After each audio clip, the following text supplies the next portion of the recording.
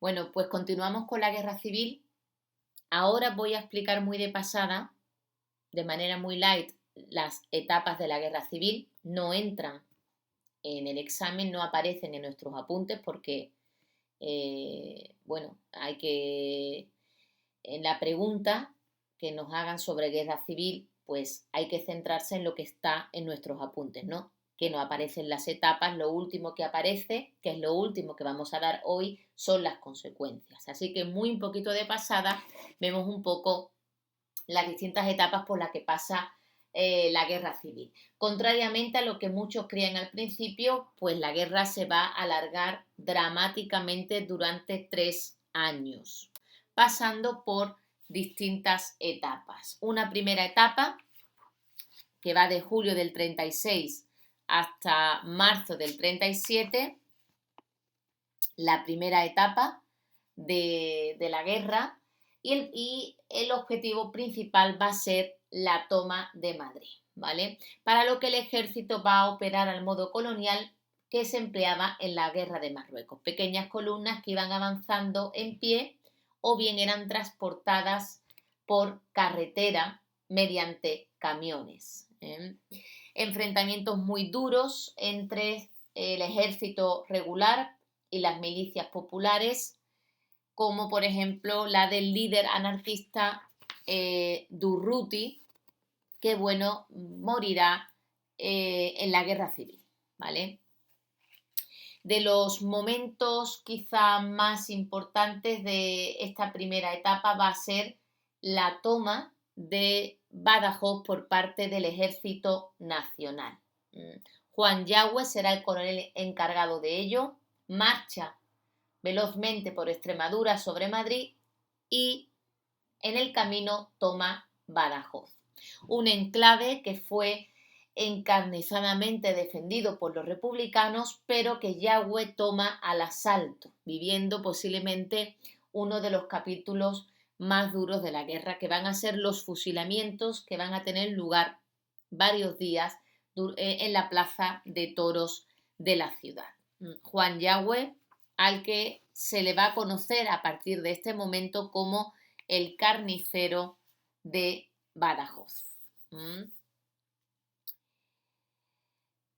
Ahí tenéis pues una breve, bueno, reseña sobre la masacre, la masacre de Badajoz. Cita, bueno, alrededor de 1.200 personas han sido fusiladas. Hemos visto las aceras de la comandancia militar empapadas de sangre. Los arrestos y las ejecuciones en masa continúan en la Plaza de Toros. Las calles de la ciudad están acribilladas de balas, cubiertas de vidrios, de tejas y de cadáveres abandonados. Solo en la calle de San Juan hay 300 cuerpos. Bueno, pues ahí queda testimonio, se sobreentiende, hecho por un republicano. Entendemos, o bien, pues, hombre, obviamente esto no deja muy bien al bando nacional, ¿vale? Y aquí pues una imagen, fotografía, además, bueno, original de la época.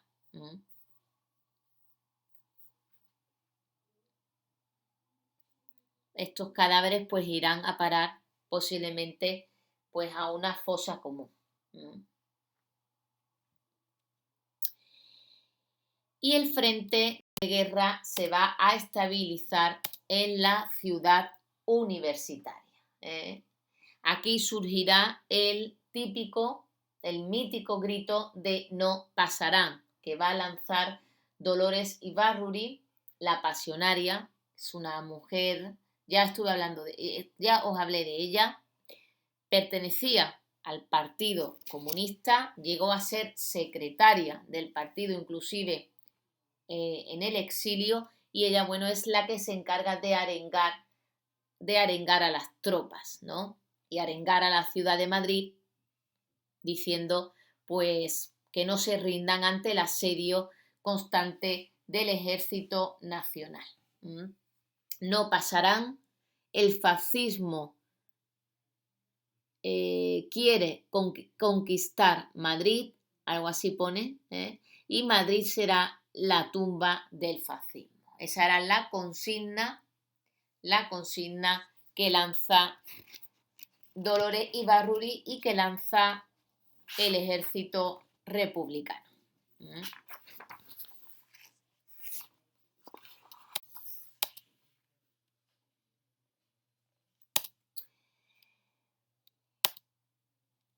Los nacionalistas en estos momentos pues van a recurrir a los ataques aéreos porque fracasa la infantería de Franco. Por primera vez en la defensa de Madrid vamos a ver cómo se utilizan los tanques rusos y por lo tanto los madrileños se van a tener que refugiar en las instalaciones del metro. Lo van a utilizar como refugio antiaéreo. Por seguridad, el gobierno republicano será trasladado a Valencia y, por supuesto, y para proteger el patrimonio nacional español, se acuerda las salidas de los fondos del Museo del Prado y otras colecciones que tendrán como destino París y Ginebra. Por ejemplo, uno de los que va a ayudar a embalar estos cuadros y a montarlos en los camiones va a ser el gaditano Rafael Alberti. El objetivo era Madrid, pero Madrid fue, la verdad, que duramente y fieramente defendida por el ejército republicano, y aquí tuvieron también mucha importancia en la defensa de Madrid, tuvo muchísima importancia las brigadas internacionales, mucha. Y en esta defensa de Madrid pues se dieron grandes batallas como la del Jarama, como la de Guadalajara, donde por ejemplo las fuerzas italianas de Mussolini pues sufrieron una grandísima derrota pues exactamente pues a manos de estas brigadas internacionales que ya hablé en la clase anterior. Bueno, tras esta serie de batallas, los nacionalistas comprenden que Madrid ahora es imposible tomarla y Franco decide concentrar todos sus esfuerzos militares en el norte, ¿vale? Madrid resiste la primera embestida del ejército nacional y Franco se olvida momentáneamente de Madrid y decide atacar el norte y hacerse con sus recursos energéticos. Carbón, fábrica de armas, única forma que tiene para ganar la guerra. Iniciándose lo que se llama la campaña del norte. De marzo del 37 a marzo del 38, justamente un año, el objetivo sería atacar el territorio republicano del norte, una zona muy aislada, fácil de bloquear tanto por mar, tanto por aire. Franco ocupa Bilbao, el general republicano Miaja, ayudado también por tanques rusos, inicia una contraofensiva en Brunete, pero fracasa. Y tiene lugar en estos momentos uno de los momentos quizá también muy famosos de la guerra civil, como va a ser el bombardeo de la ciudad de Guernica a manos de la Legión Cóndor, ¿vale? El 26 de abril de 1937, la Legión Cóndor bombardea la ciudad de Guernica. El 70% de los edificios serán destruidos por las bombas.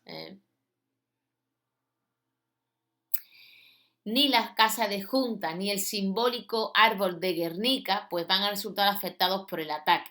Tampoco el puente que había en Guernica, que era supuestamente objetivo de la operación. Lo que sí está muy claro es que en este bombardeo pues obviamente no iba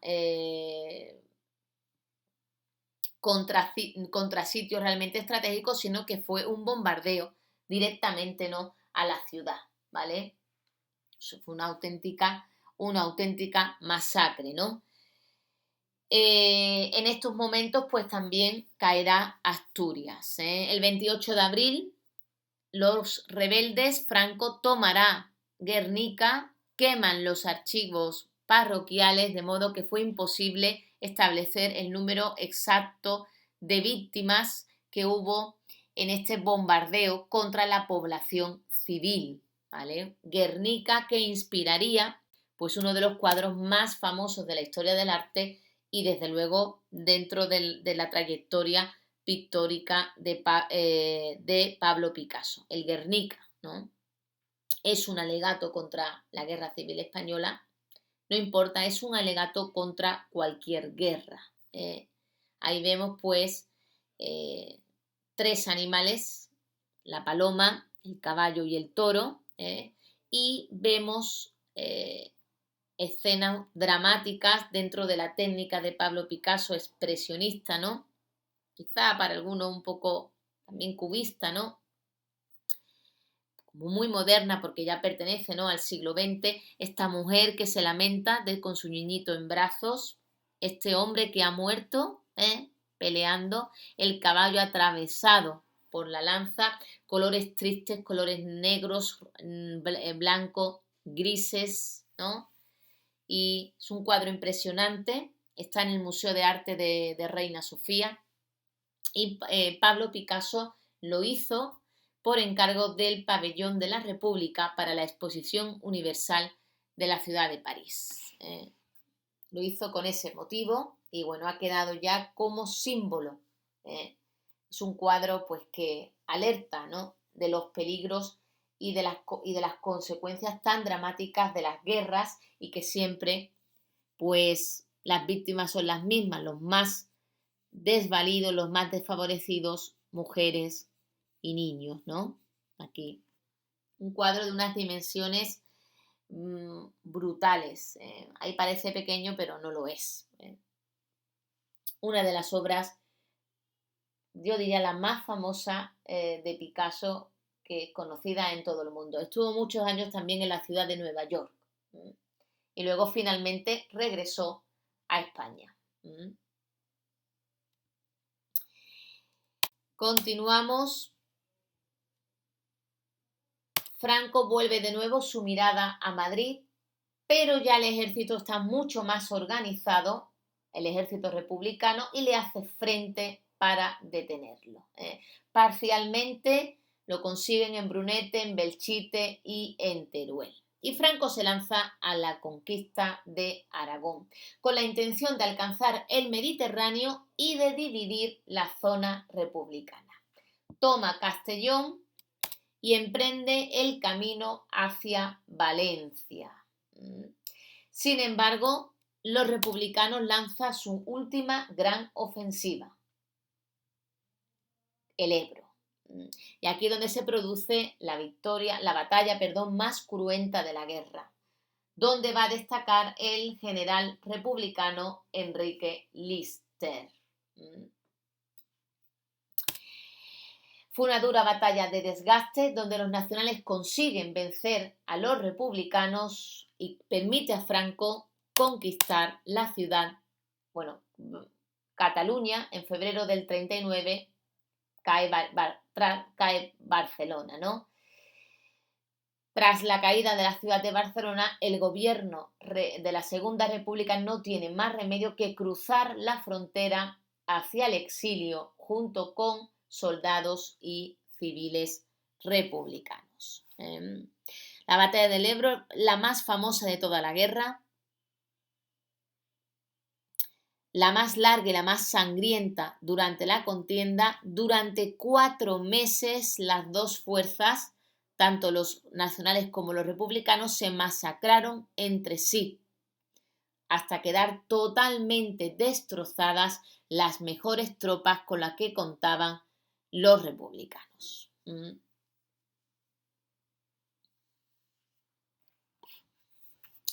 Bueno, pues tras la caída de Cataluña, el presidente Juan Negrín, pues decide retirar ya las brigadas internacionales de España. Tras la victoria del Ebro, pues muy fácil, lo que le queda a Franco ya no es casi nada, porque la España republicana ha quedado reducida únicamente a la zona de Madrid y a la zona costera hasta Almería, ¿vale? Así pues,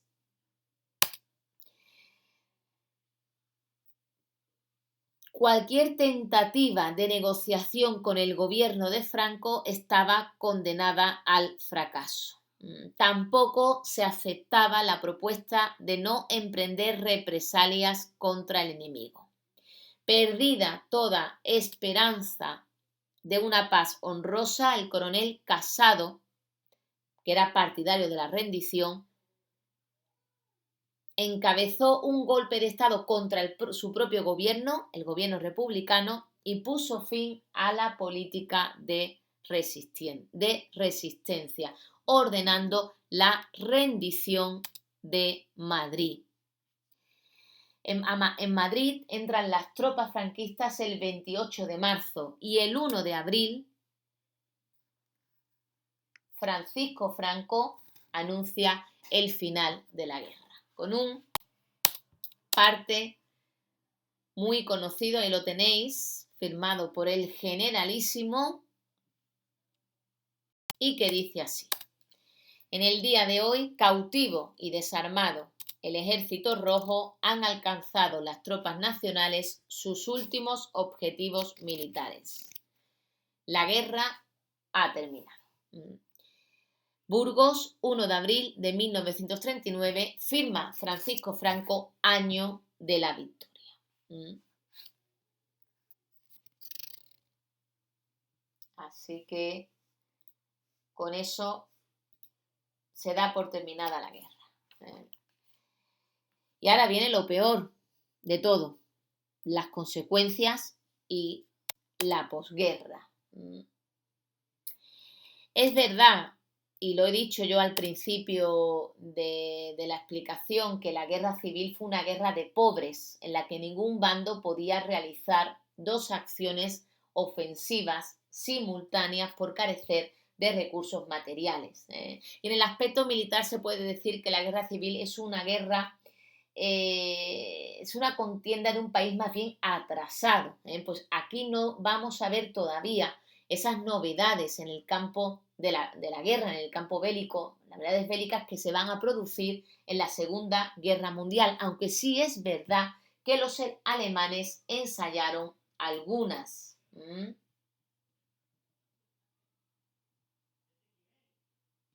Además, el ejército de Franco pues disponía de una experiencia y de recursos militares muy superiores al improvisado ejército republicano. Cuando se le pregunta a Azaña, expresidente de la República, el por qué perdieron los republicanos la guerra, él responde dos cuestiones sobre todo. Señala como posibles causas, primero, la inhibición de las democracias respecto a la república, es decir, la inacción por parte de los países demócratas europeos que le dieron la espalda a la república pensando, eso es un problema entre españoles, no es un problema nuestro, no es un problema europeo, no es un problema internacional. Y también dice Azaña, la indisciplina y el desorden fue otra de las causas del fracaso republicano al principio, sobre todo esa indisciplina y ese desorden al principio dentro del propio gobierno republicano.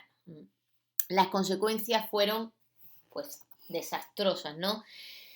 Gran número de víctimas, dice que no se llegan al mítico 1.000.000 de muertos, aunque sí sabemos que fueron bastante los muertos. El impacto en pérdidas humanas fue bastante considerable. Se estima que pudieran superar el 500.000 de personas, no llegan a 1.000.000, pero bueno, muertos en combate o bien represaliados en la retaguardia.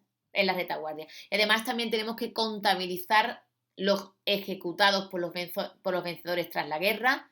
Al menos unas 50.000 personas pasaron por la espada de Franco y otras 300.000 personas que se exiliaron obligatoriamente, ¿no?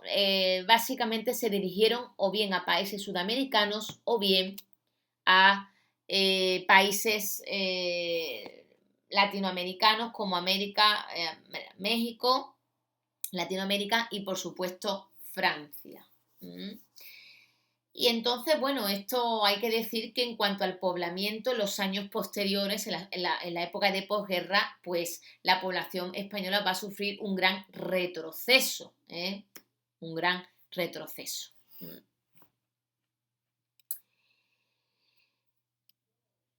Hay un empobrecimiento, a todo eso no hay que olvidar que España había vivido entre 1898 y 1936 un periodo de esplendor cultural muy, muy importante que fue la llamada Edad de Plata española. Y muchos de todos los que pertenecían a esta Edad de Plata de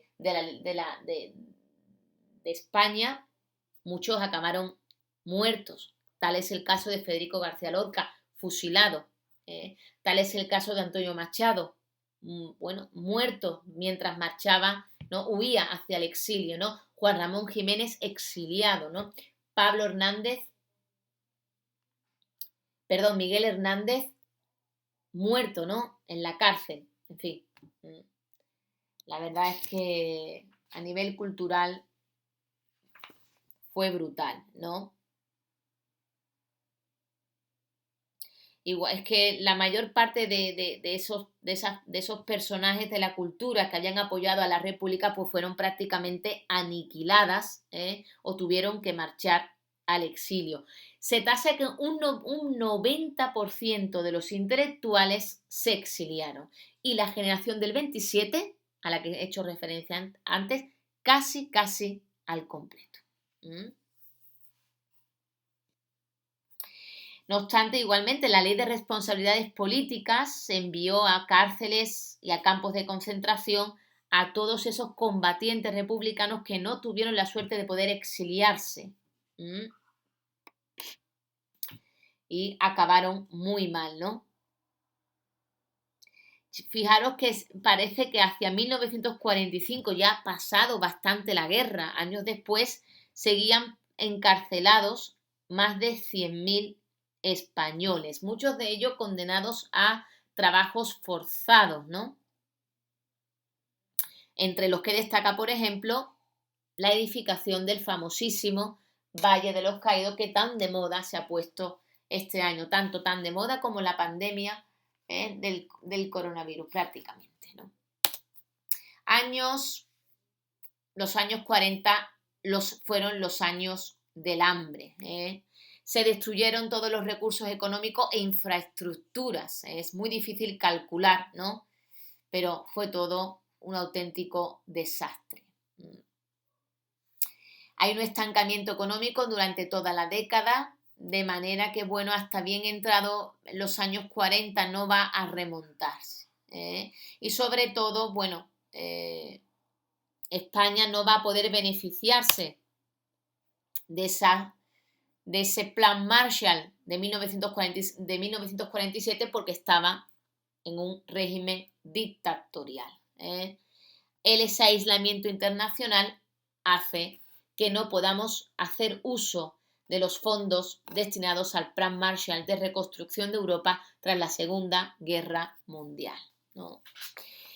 La consecuencia quizás más grave desde el punto de vista histórico va a ser pues el establecimiento de una dictadura militar que se prolongaría durante casi 40 años, que conllevará la pérdida de libertades políticas y la persecución y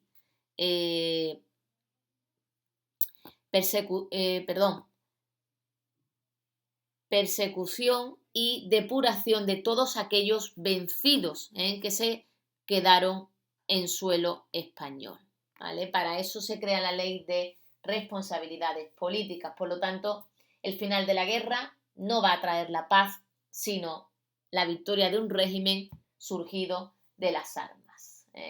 Incluso algunos que habían huido a Francia serían ejecutados y otros muchos acabarían en campos de concentración alemanes. El hambre en España, no quiero que se me olvide, será prácticamente una realidad hasta 1950, ¿vale?